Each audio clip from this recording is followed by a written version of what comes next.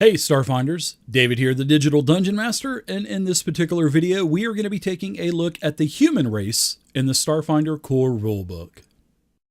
Humans are ambitious, creative, and endlessly curious, and have shown more drive to explore their own system and the universe beyond any of their neighboring races, for better and for worse. They've helped usher in a new era of system-wide communication and organization and are admired for their passion and tenacity, but their tendency to shoot first and think about the consequences later can make them a liability for those races otherwise inclined to work with them. Humans have a wide range of inherited traits, such as body type, skin color, and facial features, yet these minor differences of heredity and genetics hold little significance in modern human society. Instead, humans' tendency to adapt to their environments means that more extreme differences, such as cybernetic augmentations and alien implants, are the preferred choice.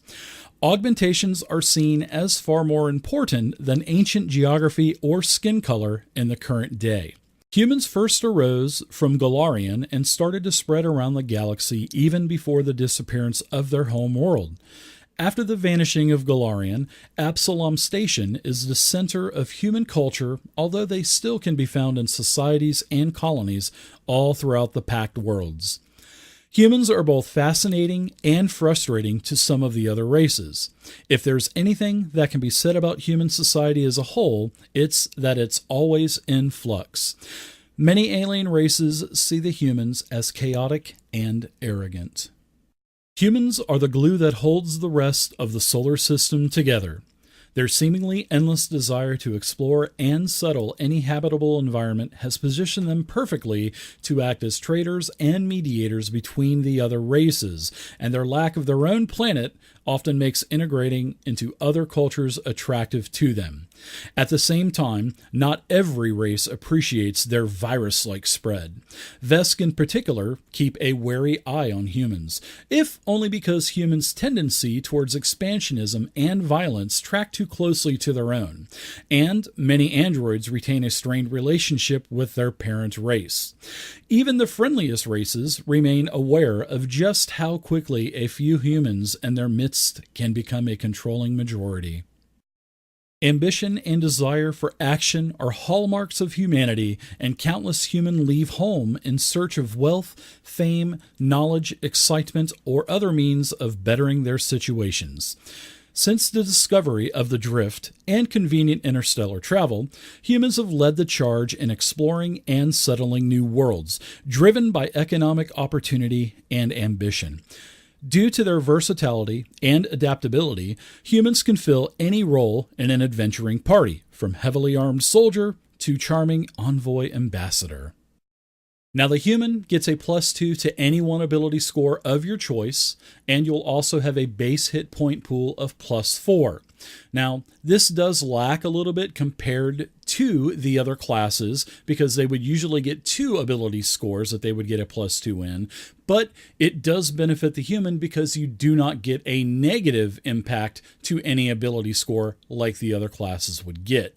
So this gives you the freedom to pretty much choose any class that you would want to play and give that extra +2 to any ability score that affects the primary attribute for that class that you want to play. Now, what would be some good choices for classes to couple with your human race? And I'm going to be honest with you here. I think any class would be beneficial for the human race. First, you would have the Envoy. You could put your +2 into Charisma.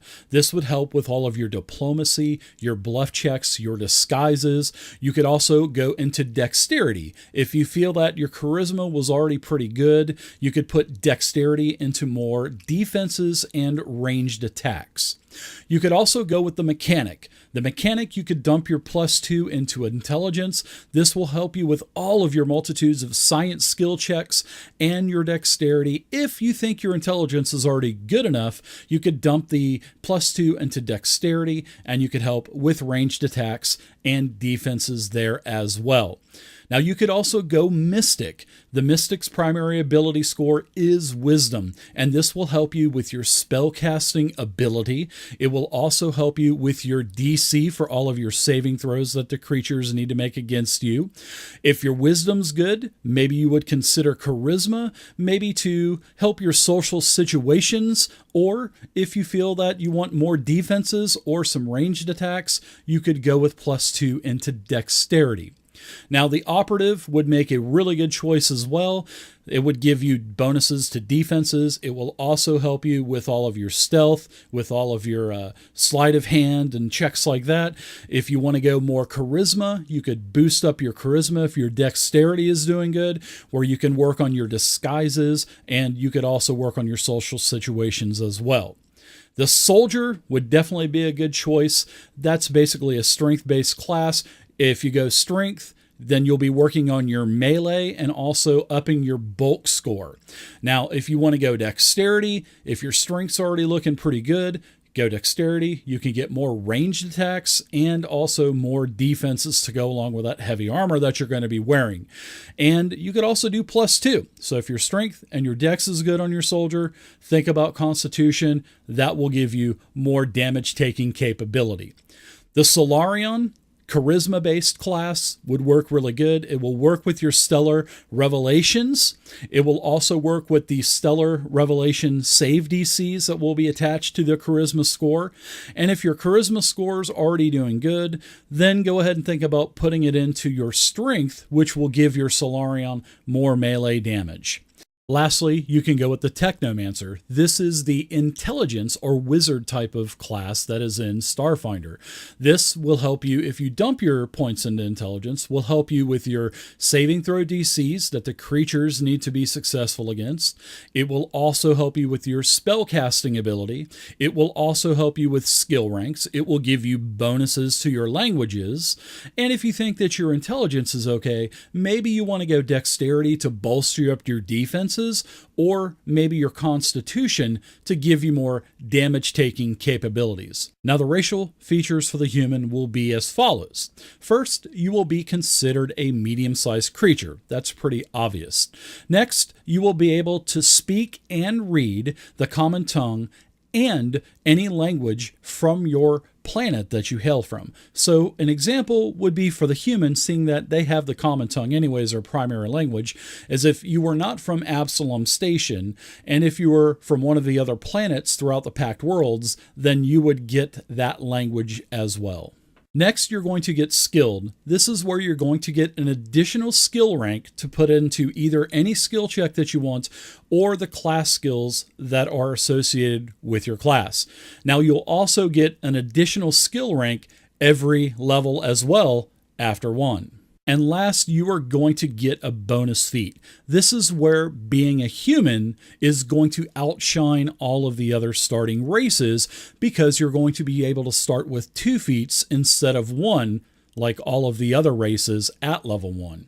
So this is going to allow you to take any feat that you want to in the Starfinder core rulebook. However, it will allow you with the extra feat to get some kind of upgrades to a feat. So a few examples of these feats would be taking mobility and then getting the sidestep upgrade to that feat. If you're going to go with the caster route, then you could go with spell penetration and upgrade that to greater spell penetration. If you are going to go with the soldier route, then you could take a couple of combat feats, which would be stand still and improve stand still, or you could go with a weapon focus and upgrade it to a versatile focus.